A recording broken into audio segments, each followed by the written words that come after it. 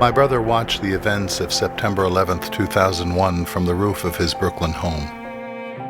He later told me that the ashes of those murdered that autumn morning fell across every borough of New York.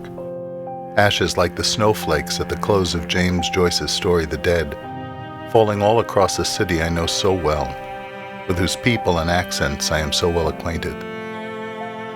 After my brother related this to me, I had an image in my mind of those ashes settling on the lake at Prospect Park where I used to go fishing, softly descending on Coney Island, on the beach where I first learned to swim, and encircling the bell tower of Regina Pacis where I celebrated my first Mass as a priest, wafting on to Old Calvary Cemetery, where my father was buried, and later my mother.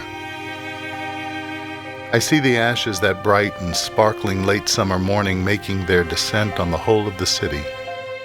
The ashes of corporate executives, secretaries, and janitors, of firefighters from Brooklyn and Queens, men who lived in neighborhoods just like my own, firefighters like Stanley Smagala, whose wife Denna was pregnant with their daughter Alexa when the towers fell. The second building came down. I can't see it, so we have no contact. I know the sort. Their down-to-earth qualities and rough virtues of courage and hard work. I believe I may also now know something about the ideology employed by the man who orchestrated the attacks.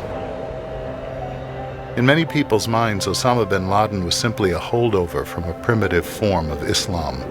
But if you listen closely to some of the man's own recorded messages to the world, a more complex portrait emerges.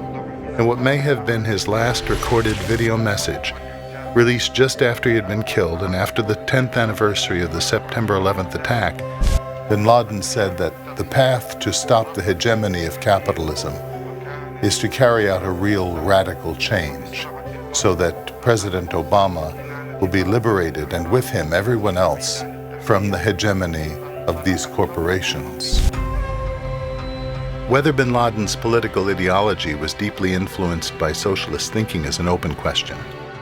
What is undeniable is that bin Laden found it useful to tap into socialism's anti-capitalist mentality and class warfare vocabulary. With the fall of Soviet communism, many assumed that such thinking was in permanent retreat. But the impulse is never further away than human nature itself. It pipes a tune seductive to the darkest elements of the human heart: envy, sloth, and pride, while promising speedy solutions to problems that the better angels of our nature crave to see remedied. Coming up next, we'll have an early morning traffic update, but first these numbers from Wall Street. Dow lost 6 points, the S&P slid 4, and the Nasdaq slumped 14. Small businesses hit hardest as investors reacted to sluggish... To build an authentically free and virtuous society is far more complicated and difficult, requiring habituation to just deeds both visible and invisible. If we are concerned about the end of freedom in America and in our world, the decline and possible death of liberty and justice for all, then we would do well to remember the other end of freedom, the purpose and destiny of men and women called by their Creator to lives of liberty and virtue. In the final analysis, very few people will go to the barricades to defend a system's utility, but a way of life that protects all that we hold dear, a civilization that elevates our spirits, a culture that is rooted in realities of eternal significance. This is a different story. For such a moral crusade, we will be able to raise a vast army.